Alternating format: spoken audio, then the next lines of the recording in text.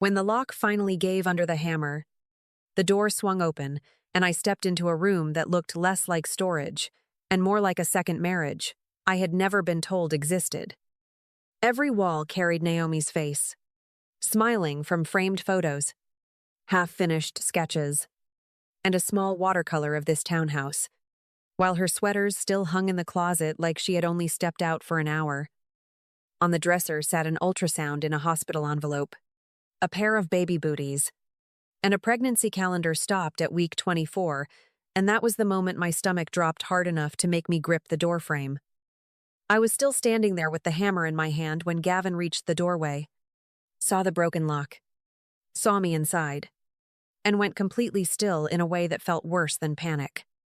I looked at the dresses, the letters, the life he had preserved upstairs, then at the man who had married me anyway. And I told him, if I had to break a lock to meet your truth, then your truth was never meant to include me.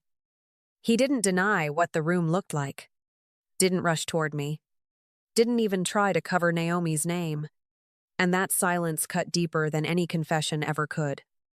I had married into a beautiful Chicago house, but standing in that room, with another woman's life still folded into every drawer, I felt like the temporary one.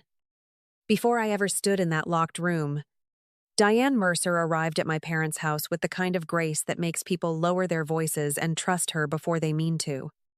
She wore a navy wool coat, carried a bakery box tied with string, and spoke about Gavin with such calm certainty that my mother relaxed before I even asked a question. By the time she left, the proposal felt less like a surprise than a decision already wrapped, delivered, and placed carefully in the middle of our dining table.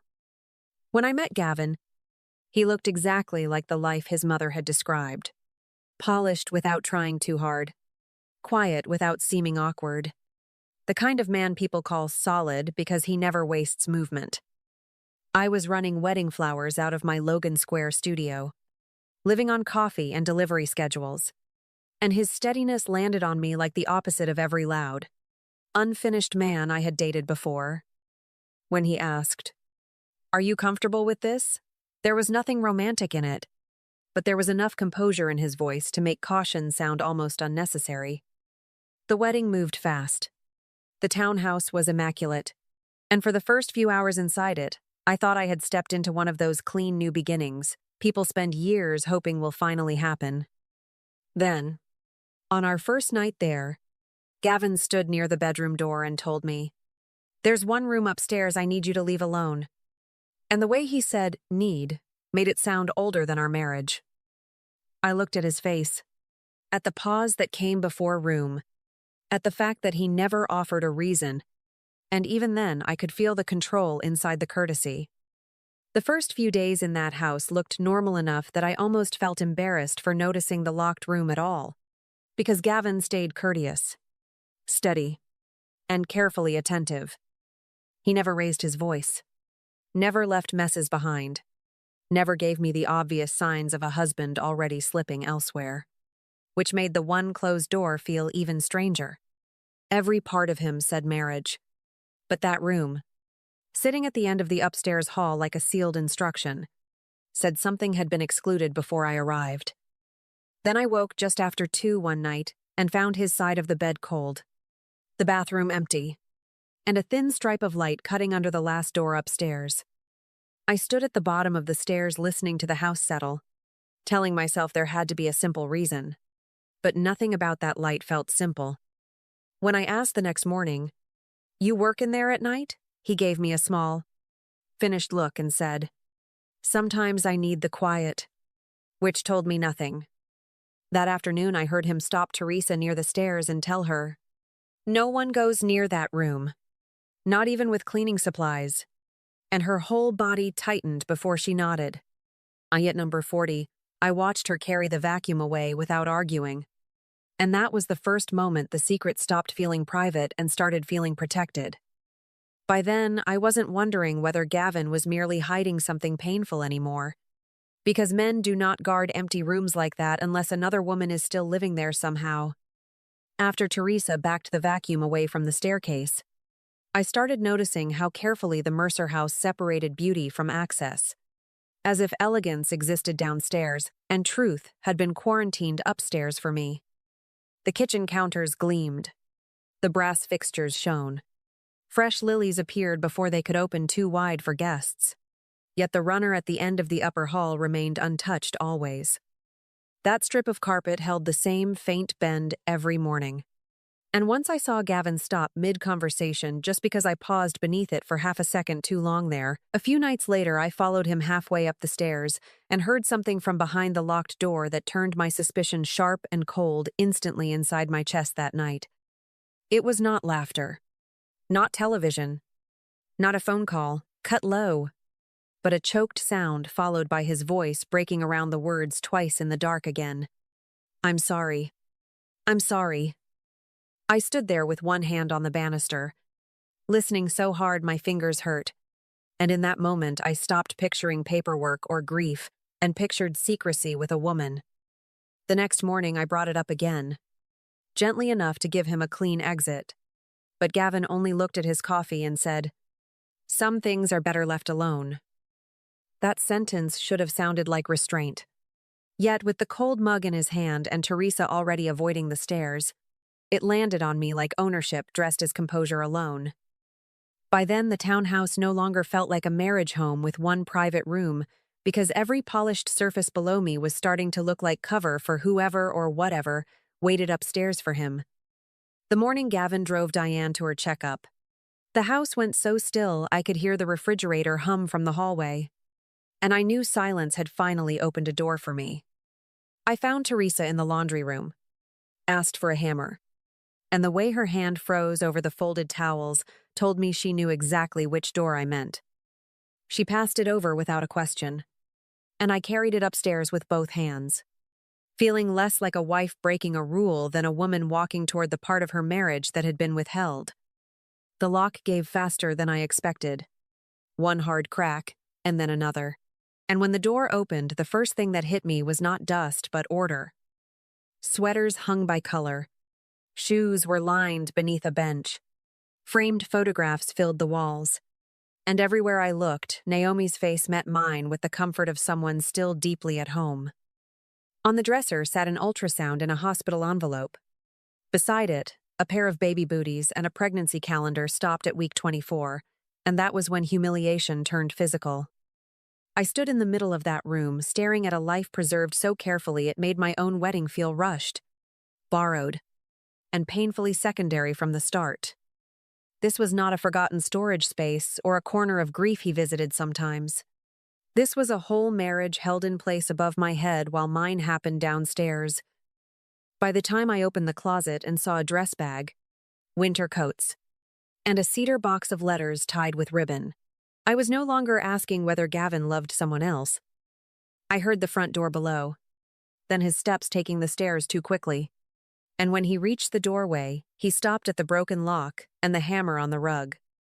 I looked at Naomi's photographs, then at him, and told him, "You didn't marry me into a home, Gavin.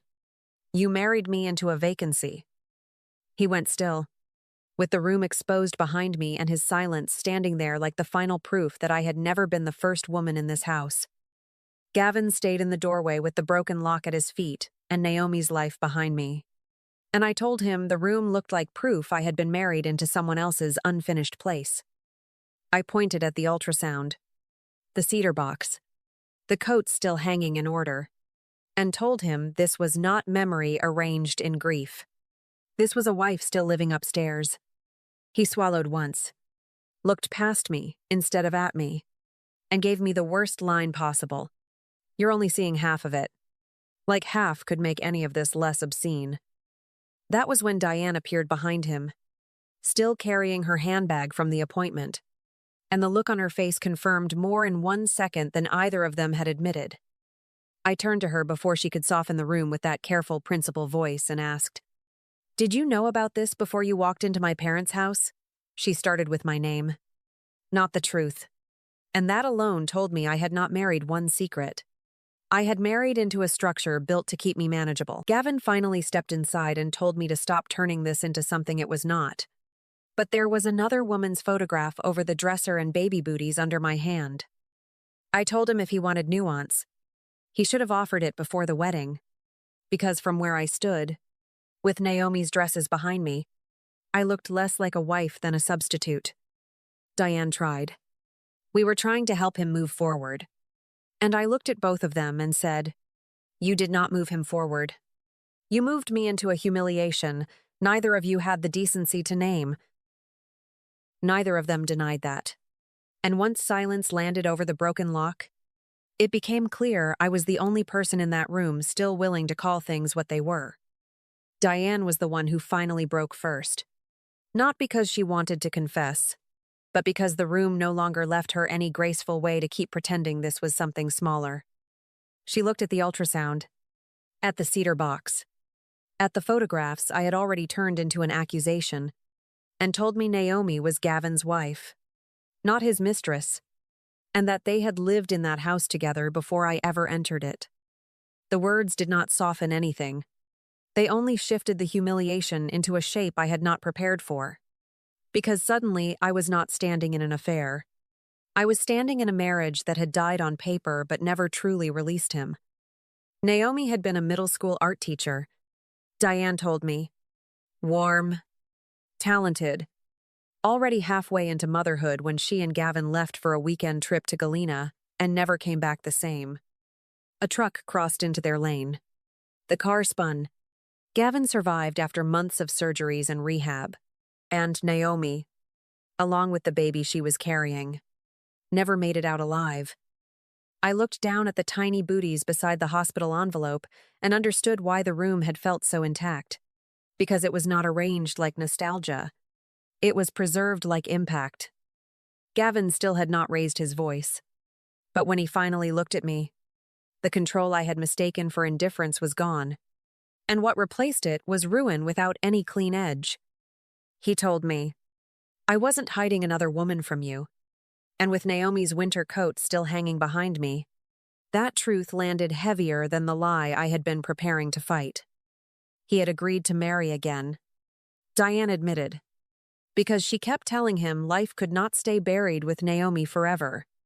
And for the first time, I saw that both of them had called this hope when it was really concealment. That was the twist that hurt more than cheating would have. Because no one had betrayed me with a living woman. Yet I had still been asked to marry a man whose first marriage had never ended inside him.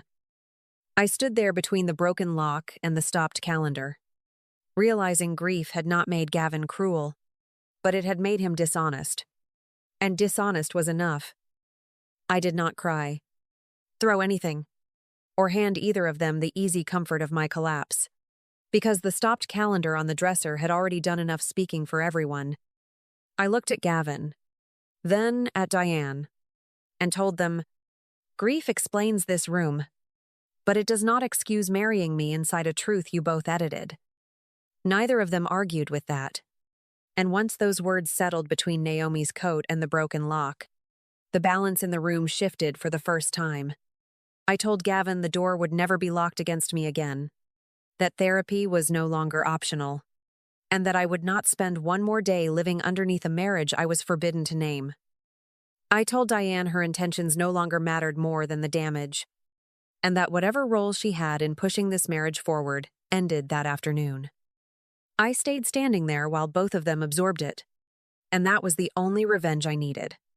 The truth placed back in its proper order, with me no longer at the bottom of it. Nothing returned to normal after that afternoon, and I did not pretend it should, because the broken lock upstairs had already ended the version of marriage built on silence. For a while I slept in the guest room. Gavin started seeing Dr. Simone Avery alone before we sat in the same office together, and every step forward had to happen where I could see it. The door upstairs stayed open, not as a symbol anyone needed to perform, but because I would not live under a sealed history again. Naomi did not disappear from the house, and I never asked her to, because pretending she had never existed would have been another lie stacked on top of the first one. What changed was that Gavin stopped climbing those stairs like a man slipping into a hidden life and started speaking plainly about grief, guilt, and the wreckage he had mistaken for privacy. Diane still came by, but not to manage the temperature of the room anymore. And the first time she asked what I needed, I told her. The truth, before comfort. Every time. I stayed. But not because pain made me noble or love made me forget. I stayed because once the silence broke, the life in front of me finally belonged to me too. Thank you for staying with me through this story and holding space for every hard truth it carried. If it stayed with you too, leave your thoughts below. Tell me where you're watching from. And stay close for the next story. Because some endings only begin after the truth finally speaks.